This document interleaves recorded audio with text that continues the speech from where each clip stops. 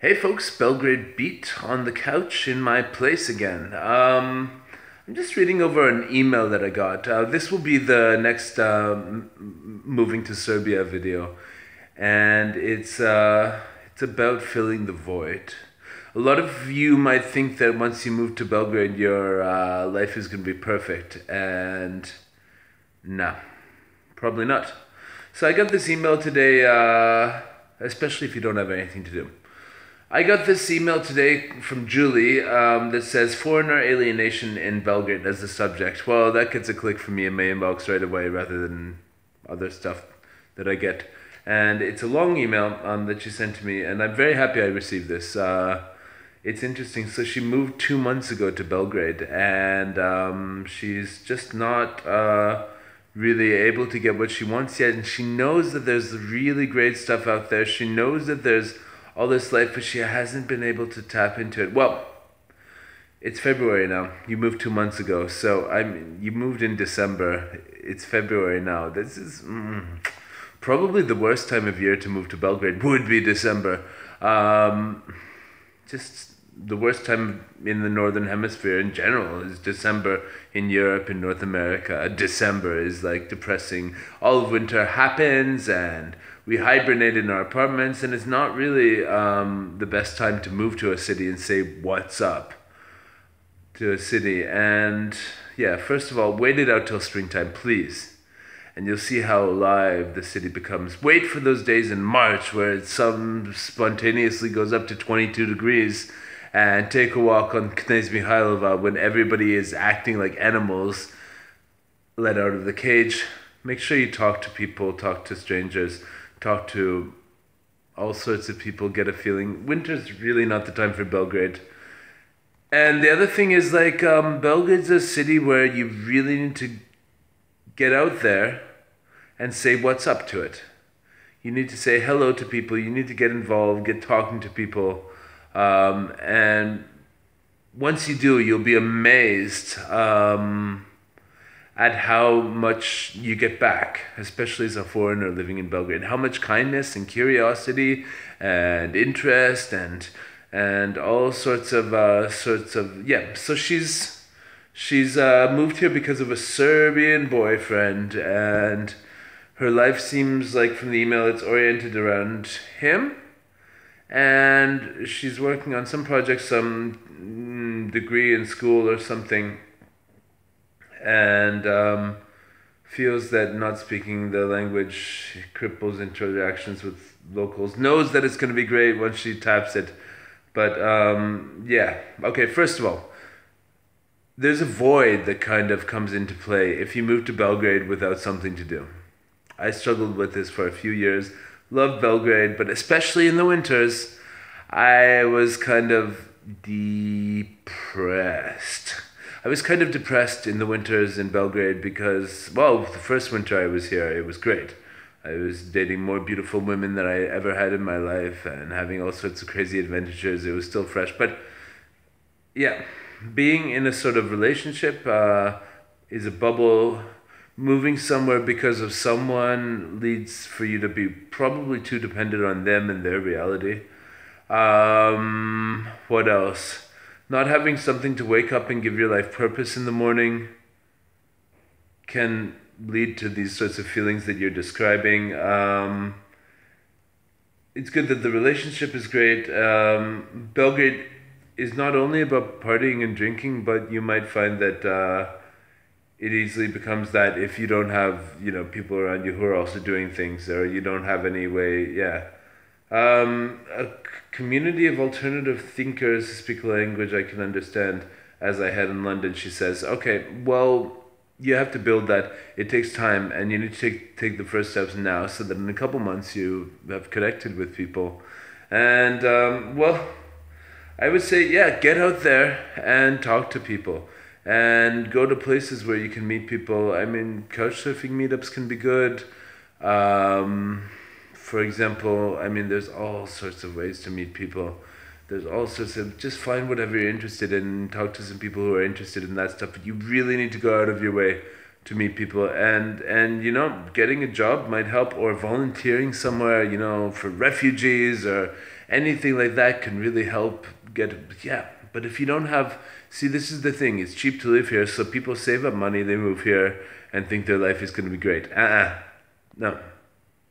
Your life here is going to be great if you have a sense of purpose, a sense of belonging, a sense of community, and renting an apartment, coming here and living it doesn't really count for those things. I'm sorry, but you need to get out there. And yeah, it's probably a lot harder to get out there as a woman who's in a relationship than it would be, for example, for a single man. What can I say?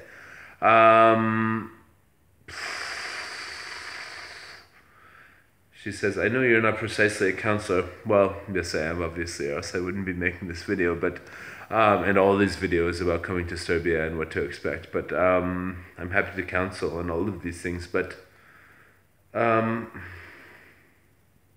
it also helps if you're working your own schedule, if you're working all this stuff, it helps to have routine. Every little bit of routine will make your life feel more like a life here. So if the routine is wake up every day at 9 o'clock and go to the gym at 10 o'clock, come back at 11 o'clock, eat a breakfast, at least that gets you started for the day. And then you'll find that even just getting out of the house before 10 or 11 in the morning, even if you come back by 12, it's going to be a little bit of routine that keeps you out of a lull that you seem to be experiencing here. And so, yeah, Belgrade can be, there can be a void, but it doesn't matter. You could move to the most beautiful beach in the world and wake up every day and eat fresh organic vegetables out of, this perfect kitchen with the best ingredients, recipes, sun's always up and all this stuff. Still, if you don't have purpose in your life, you're going to feel depressed. So, Julie, thanks for sending this message, because this is something that people need to know about. You can move to this place, but unless you have a life here that you're willing to work hard to build and, I guess, be serious about doing something. Living in Serbia won't be the best thing ever. It won't be like taking a holiday here for the first time where you stay for 5 days and meet wonderful people who give you the best hospitality. It's like, wow, this place is great. No, moving to Serbia is like, you're going to have to reconcile the fact that you are a foreigner in this place, that you don't fit into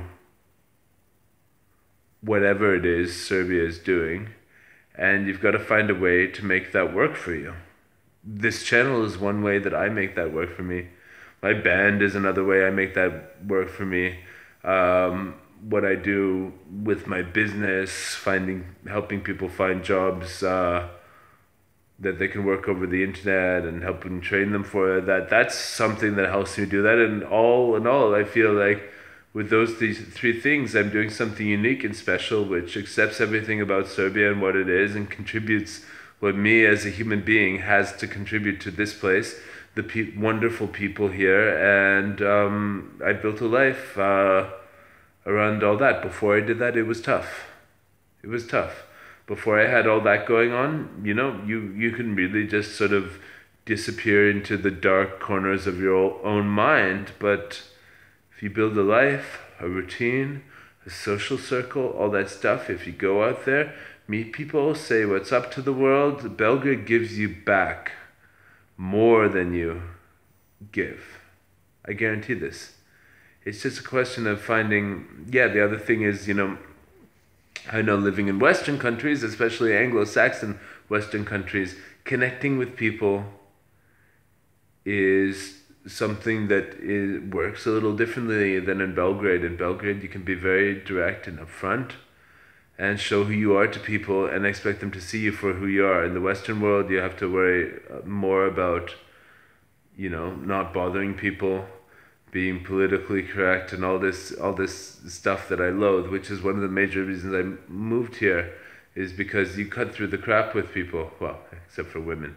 And you sort of like with a lot of people, I just feel like I can be myself and be accepted or rejected for it, and you learn really quickly who's a good fit and who's not. And so find the people. I mean, if you're into natural health and well-being, go to a yoga studio. If you're into smoking cigarettes and drinking alcohol, there's lots of places you can go. If you're into whatever it is, there's lots of people in Belgrade who are doing those things. And there's lots of people in Belgrade who speak English who are doing those things. And there's lots of people in Belgrade who would love to meet a foreigner who can bring them new perspectives and add a new level of internationalism to whatever hobby or profession it is. And so get out there. Say hi to the people. I mean, that's it. So thank you for this message. I hope that your journey in Belgrade gets a little better once the weather gets better. I hope that you don't think that the city is depressing, because it can be. It can be a lonely place sometimes, but if you really make an effort to get to know people, you're going to get some of the best relationships. You can talk to somebody for 20 minutes and be at a level of closeness and intimacy and honesty with them that you, in a country like England or Canada or other countries, I think would only achieve after knowing somebody for 2 years. So Belgrade's open. Belgrade's open, but you gotta knock on the door. Don't just expect that you being here is enough to make the life that you want possible. You gotta get out there. You gotta say hello to Belgrade and let it say hello back to you. Thanks a lot, guys. Belgrade Beat. Let me know how your experience in Belgrade is moving here. Is it lonely? Does it get better? What was the turning point? All that stuff. Thanks a lot, guys. Catch you later.